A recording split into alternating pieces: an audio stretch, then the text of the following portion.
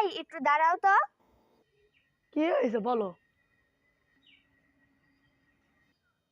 আমি তো খুব সমস্যার মধ্যে পড়েছি, আমার কিছু টাকা লাগবে।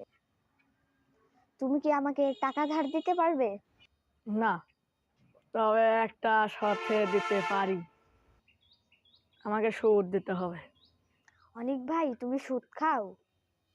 তুমি জানো না, তুমি যদি 1 টাকাও সুদ খাও, নিজের মায়ের সঙ্গে জিনা করার গুনাহ হয়।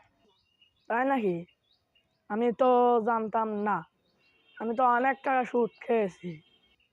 তাহলে আমি এতদিন নিজের মায়ের সাথে জিনা করার গুনাহ করেছি।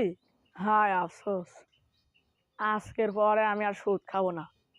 হে আল্লাহ, আমাকে মাফ করে দেন, আমি আর সুদ খাবো না। আমি হালাল পথে ইনকাম ইনশাআল্লাহ।